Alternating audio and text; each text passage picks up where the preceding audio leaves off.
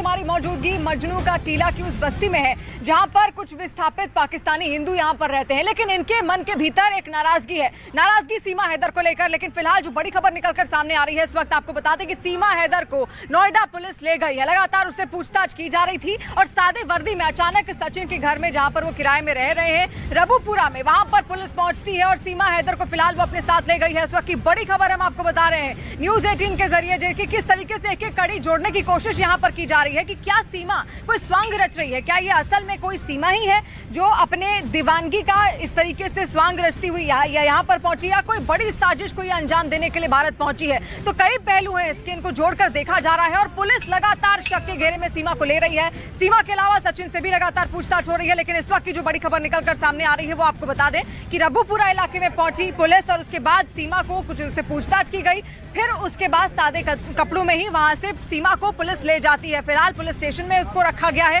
और आगे की जो पूछताछ है वो लगातार की जा रही है कि आखिर कब उसने संपर्क साधा सचिन से, कैसे कैसे कब उससे बातचीत हुई। इस वक्त हम सचिन और सीमा हैदर की घर के ठीक बाहर की उस गली में है। इस गली में अमूमन रोजाना भीड़ रहती थी, लेकिन अब सन्नाटा पसरा हुआ है। अब दो जवान जो हैं वो यहाँ पर एटीएस की टीम बताई जा रही है कि या तो ये एटीएस है या फिर एसटीएफ की टीम है। ये जानकारी अभी तक ये नहीं मिल पाई कि ये कौन लोग हो सकते हैं, लेकिन ये साफ तौर पर है कि पुलिसकर्मी है। और ये वजह इसलिए यहाँ पर सामने आई है, ये पुलिसकर्मी इसलिए दिखाई दे रहे हैं क्योंकि यहाँ पर जांच को लेकर काफ़ी सवाल उठ रहे थे कि यहाँ पर जांच में, क्योंकि दूर दूर तक आपको यहाँ पर तस्वीरों में दिखाई देगी भीड़ आज बिल्कुल नहीं है, लेकिन यहाँ पर टीमें जाँच के लिए पहुँची हैं। ये टीम के जो नुमाइंदे हैं वो बाहर खड़े हैं ताकि यहाँ पर लोगों की भीड़ ना हो, क्योंकि सीमा हैदर जिस तरह से पाकिस्तान से आई है, पाकिस्तान से आने के बाद वहां से आने के बाद से ही लगातार सवाल जवाब हो रहे थे और इसी वजह से उसके जितने भी बयानबाजी आ रही थी उसको लेकर जांच की जा रही थी। और जांच करने के बाद से टीमें जो हैं अब यहां पर जो पहुंची हैं वो सिर्फ ये जांच करने के लिए कि आखिर किस तरह के बयान रहेंगे, और इसी वजह से जो टीम के लोग हैं दूसरे वो यहाँ पर नहीं यहाँ पर नहीं देना चाहते। और इसी वजह से यहाँ पर इस वक्त जो पुलिस टीम पहुंची है सादी वर्दी में, आप देख सकते हैं ये कहा जा रहा है कि एटीएस या एसटीएफ में से एक टीम है। तो आखिर सचिन की सीमा की एक ऐसी दीवानगी है जिसने इतने सारे सवाल यहाँ पर खड़े कर दिए हैं कि लगातार अब वो शक के घेरे में है और आखिर उसका प्यार सच्चा है या फिर नहीं, इसके लिए जांच तो लगातार हो ही रही है। दीपक इस वक्त हमारे साथ मौजूद हैं। दीपक बिष्ट उसी जगह पर है रबुपुरा में। दीपक, आखिर वहां पर लोगों का क्या कहना है, क्योंकि कई दिनों से मीडिया के सामने आई नहीं है सीमा, तो सीमा के आस पड़ोस में जितने लोग हैं उनका क्या कहना है? देखिए, जिस वक्त तकरीबन 2:15 बजे के आसपास यहाँ पर सादी वर्दी में यूपी पुलिस की टीमें पहुंची थी और उसने जब यहाँ पर पहुंचकर आसपास की पूरी गली को खाली कर दिया और उसके बाद इस घर के अंदर गए कुछ पुलिसकर्मी और उसके बाद सीमा के घर के अंदर से सीमा को बाहर बुलाया गया और उसके बाद सीमा को लेकर पुलिस कहीं निकली है। किस जगह पर ये पूछताछ करने के लिए निकली है ये नहीं बताया जा रहा, लेकिन ये माना जा रहा है कि यूपी एटीएस की टीम यहाँ पर पहुंची थी और सीमा हैदर का दरवाजा खटखटाकर उसे बाहर बुलाया गया था, जिसके बाद सीमा आई और इस गली से यहाँ से बाहर की तरफ सीमा को लेकर गए हैं। ये नहीं पता कहाँ लेकर गए क्योंकि मीडिया कर्मियों को रोक दिया गया था और घर से बाहर निकलते ही बाईं तरफ ये गली जो जा रही है आपको इस गली में लेकर गए। ये माना जा रहा है कि या तो वो किसी घर में पूछताछ कर रहे हैं या फिर गाड़ियों में पीछे की तरफ से गाड़ियों में बिठाकर उसे यहां से दूर ले जाया गया है जहां पर आराम से उससे पूछताछ की जा सके, क्योंकि आज सुबह से ही ये कयास लग रहे थे। न्यूज़ 18 इंडिया ने ये भी बताया था खबर में कि आज एटीएस की टीमों को जांच सौंपी गई है और एटीएस के कभी भी यहां पर पहुंच सकती है और इसी वजह से ये माना जा रहा है कि यूपी एटीएस की टीम यहां पर पहुंची थी और इस गली से होकर ये सभी उन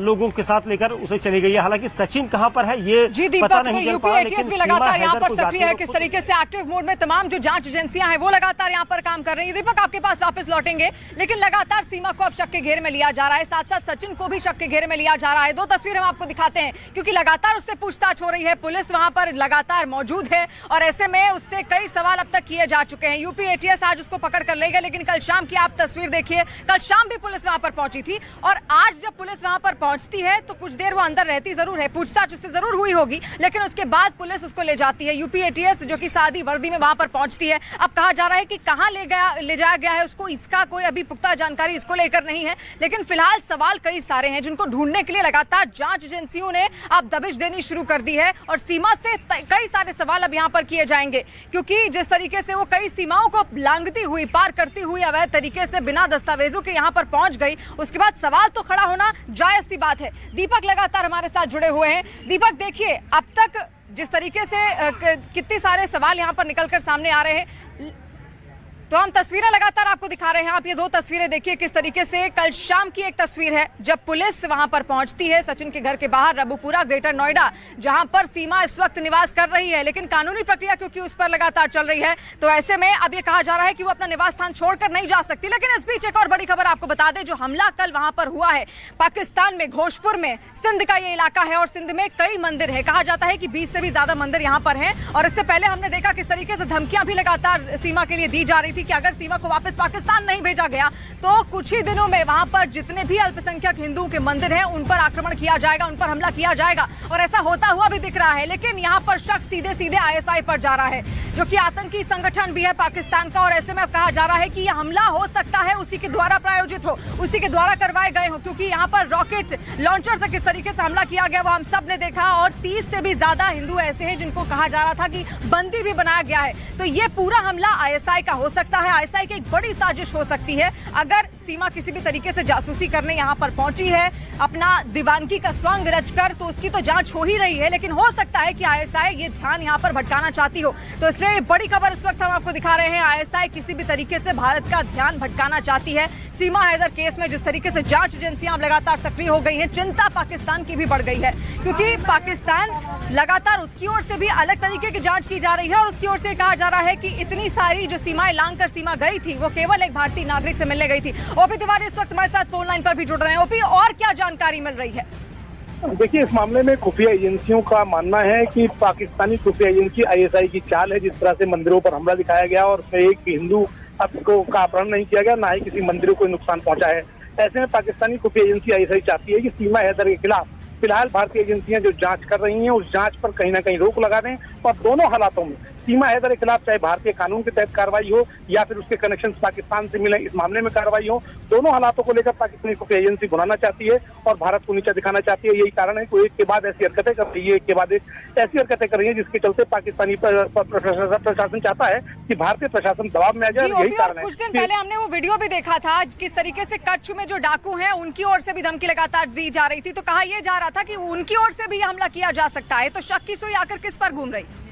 देखिए, खुफिया एजेंसियों का मानना है कि पिछले दिनों पाकिस्तानी फौज ने खुद दावा किया था कि उसने डाकू के गिरोह के खिलाफ बड़ी कार्रवाई की और बहुत सारे डाकू को या तो गिरफ्तार कर लिया है या मार दिया गया है। और जो वीडियो सामने आया था उसके बारे में सीमा हैदर से सूत्रों के मुताबिक जब पूछताछ की गई तो उसने इस बात को कबूल किया कि उसके गांव के लोग हैं और उनमें से कई लोग डकैती के धंधे में थे, लेकिन उनमें से एक्टिव डकैत एक भी नहीं था। फिलहाल यही कारण है कि इस मामले की जांच पर एंटी टेररिस्ट स्क्वाड को सौंपा गया है और पाकिस्तानी खुफिया एजेंसी नहीं चाहती कि ATS या कोई और एजेंसी इस मामले में कोई जांच करे।